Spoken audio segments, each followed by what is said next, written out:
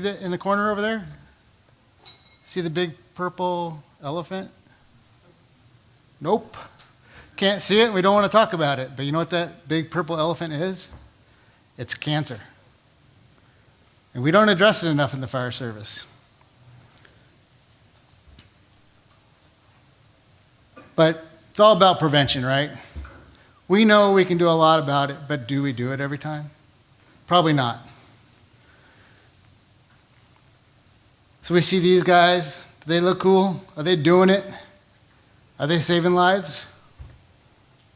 Are they saving a structure? Are they going home to their families? Are they going to retire healthy, without cancer? Maybe. Maybe not.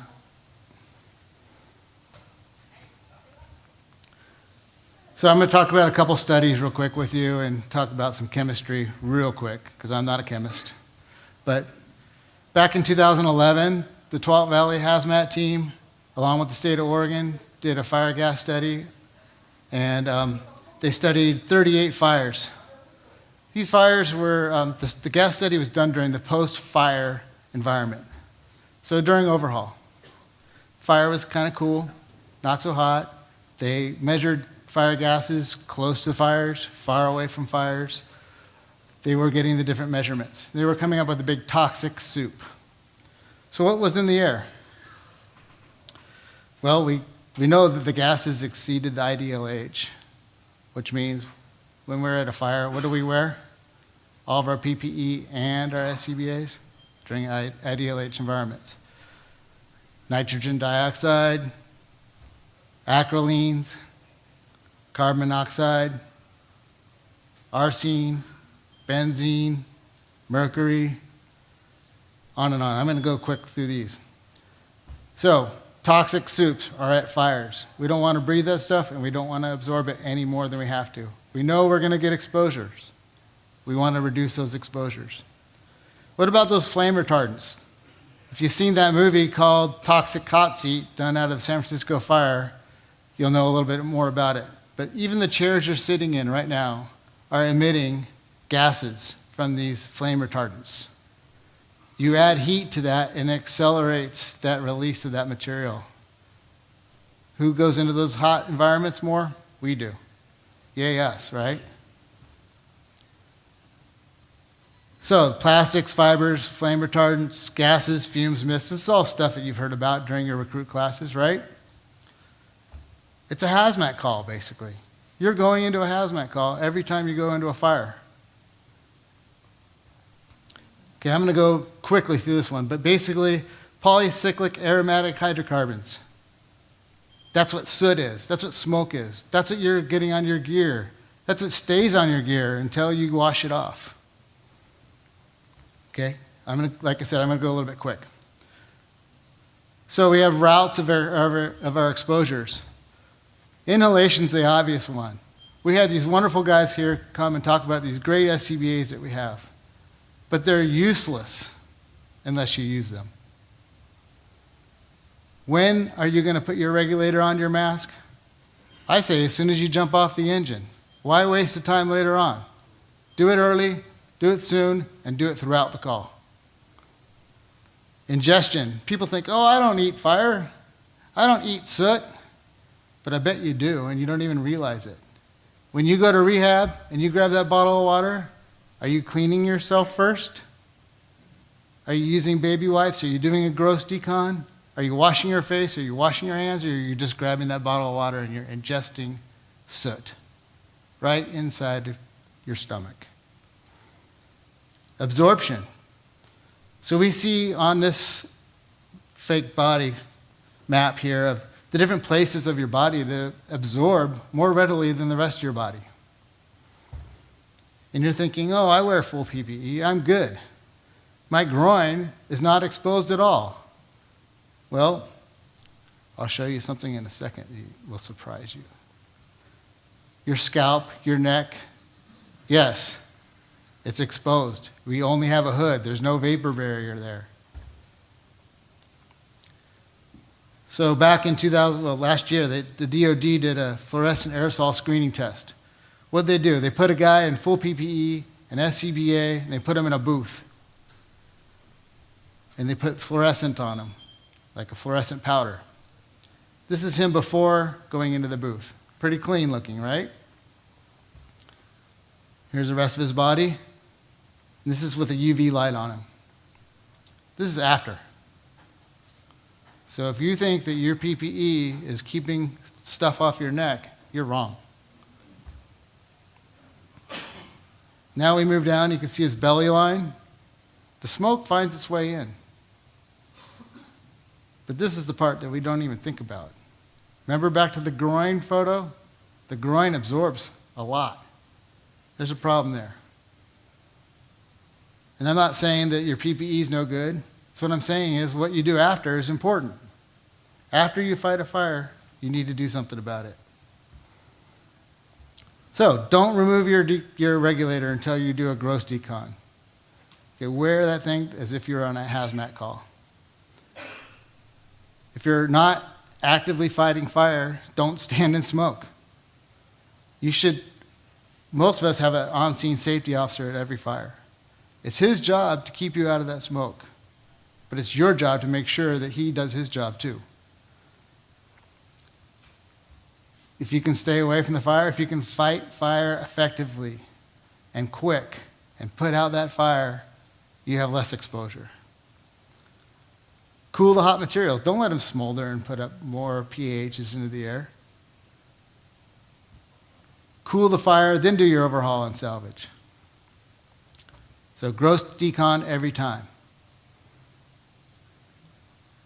This is something that we fight with constantly in the fire service. First in, first out, it doesn't happen. First in, last out usually. So put out your fire, let it cool, and then go in and do your overhaul and your rest of your fire control. Shower within the hour is what we like to say. Get a nice hot shower, as hot as you possibly can stand after fighting fire. Let those pores open up and get the contaminants out of your body. That's part of the decontamination process. If you have to go out of service and your department allows you to do so, you can do it to get everything back in service. Get you back in service. You are no good to the citizens that you're there to serve if you have cancer and you're sitting in a hospital bed. Take care of you first. Take care of you for your family. When you're on scene, you can do the decon like I mentioned earlier. Wash all your PPE, change out to your second set if you have them. When you're on scene, you can take your gear and you can put it into a garbage bag instead of bringing it back into the cabin, contaminating the seat that you're going to sit on for the next 25 years of your career. And the next guy, and the next guy. Remember the purple elephant that's in the corner of the room? Don't be that one. Wash all your stuff. Whose helmet looks like this? That is his. But he doesn't wear this helmet anymore. It's still off-gassing, I can guarantee you. If we put a monitor on this thing, we'll come up with fire gases. Back then, when they made these helmets, it was almost impossible to get the helmet liner out of it. If we can't get the helmet liner out, we can't clean it. Remember the slide about your forehead?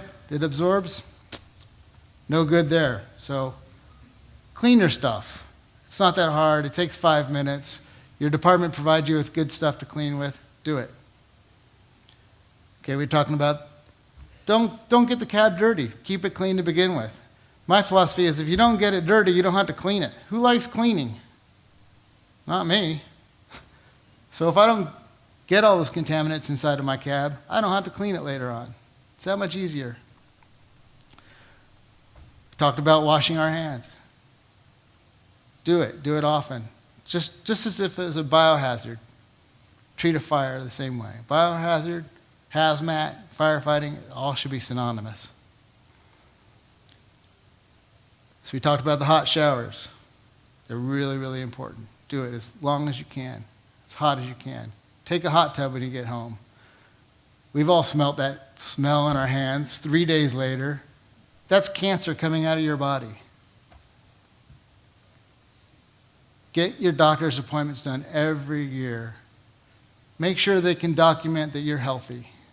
Because if you ever are diagnosed and you have to go back and you have to sit in front of a judge and tell them, look, I'm healthy, or I had cancer and I was healthy last year, it's going to make your argument that much healthier, okay?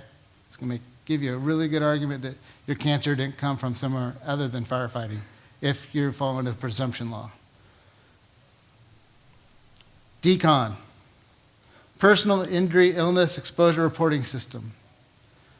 There are different websites you can go to document your exposures if your department doesn't want you to fill out a form for every single fire that you went to. Trust me, they don't want that, but if you can document it on your own every single time and keep track of it in a good database, you have a lot of ammunition. What if you have cancer? What are you going to do? You're going to call me. If you call me, I'm going to get you what we call a toolbox, and I have one back there, and I'm happy to explain to you what's inside of it. But basically, it's a file system in order to maintain all of your paperwork from your insurance company, your employer, your doctors, your nurses, your friends, your family. And that way, you don't have a desk full of paperwork like I did when I was diagnosed. We provide mentors. The mentors have the same diagnosis as you. They're from the fire service. They're from anywhere in the nation.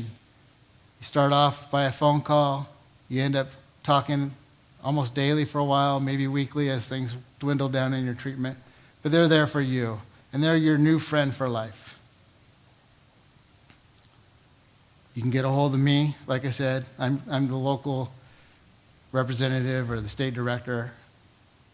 And we just provide support. That's what we're here for. Now, I want everyone to raise your hand if you've known anybody who's had cancer. Is anyone not raising their hand? No. Raise your hand if you've had a family member with cancer. So that's about 2/3 of you. There's a lot of cancer around. Raise your hand if you've known a firefighter who's had cancer. That's half of us. Very easily. And the hard one for me is, raise your hand if you've known a firefighter who died from cancer. Not that many less than the amount that actually had the cancer, right?